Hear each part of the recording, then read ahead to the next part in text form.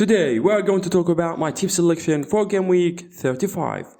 Hey managers, welcome back to the channel FPL Vamos, and today we're going to talk about my final team selection for game week 35. Actually, I'm not doing transfers this week, so if you want to know the best transfers with expected points, watch the last video from the cards or from the first comment. Before we start, if you like the video, give it a like and subscribe if you are new around here. I want to start with a quick review for game week 34. If you want to see game week 35 selections, go directly from the timeline chapters.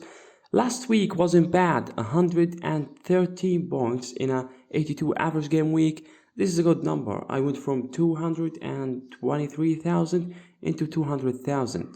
Actually, I didn't do well in the last 3 weeks. In game week 31, I was in 78,000. Now my total points is 2,241, and I target to be in top 100,000 at the end. In defense, Stobrian made an incredible double with 2 clean sheets and assists. On the other side, Trippier don't. He just got 2 points like Marsh, but Marsh was more frustrated, unable to score any points despite the great victory over Wolves.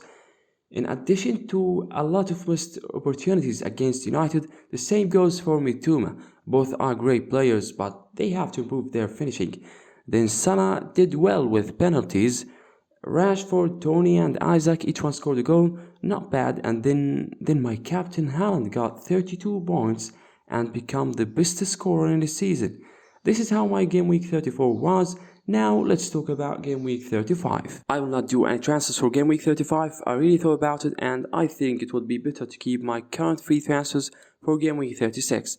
Then I will own 2 transfers. My strategy for this is getting Bruno and Alvarez. Maybe this will change, maybe I'll sell Salah, then De Bruyne will be the choice instead of Alvarez. I don't know now, but we will see. Starting from the keeper, and I'm staying with De Gea this week. We all know that Man United is so bad. They didn't win any away match against the top 6. But this is what I have now. And I have Everson on the bench, but no, I will start with him. What I recommend you if you're on a keeper transfer is absolutely Steve from Brighton. He's so good, and maybe he took the starting position from Sanchez. He started in the last 3 games with just 3.9 million. Or no, he becomes 4. Don't forget that Brighton still have 2 more doubles. So yeah, he's the best keeper option right now. Moving on to defenders, and I'll start with John Stones, Stopinian and Trippier. Man City to Leeds at home, an easy match, and I expect an easy clean sheet for Stones, the most guaranteed option from Man City. With really good fixtures and good attacking returns, he scored against Arsenal and before against Leicester, so I think John Stones is good for game week 35 and for long run too. Next, Stopinian will absolutely start. He got 16 points with 2 clean sheets in last week. We know that Brighton is strong offensively, but this defensive solidity is new.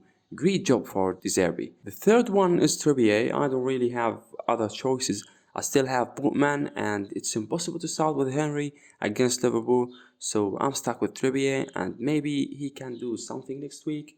I hope anything from him, just an assist, maybe, really anything. Into midfielders, and I start with 5 here. Rashford, Salah, Mitoma, Marsh and Maddison.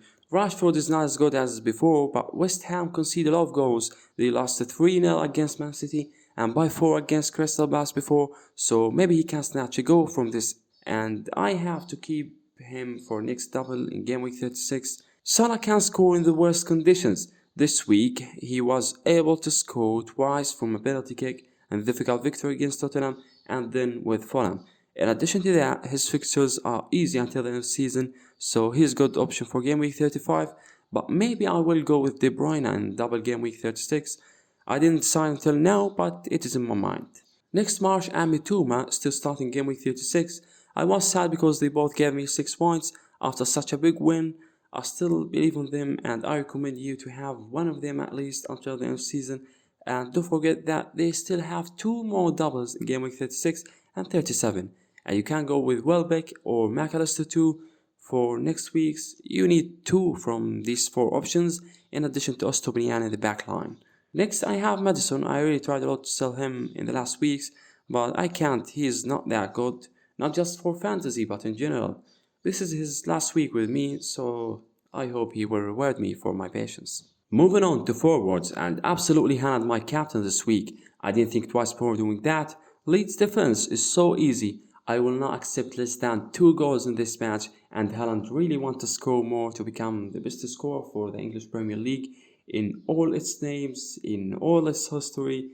This man is a monster. It is the first season for him, and with this performance, I believe that if he won the Champions League, Ballon d'Or is done. Beside him is Isaac. He scored a goal last week against Arsenal. It's not an easy match, and Isaac actually not the main player. Wilson can get some minutes too.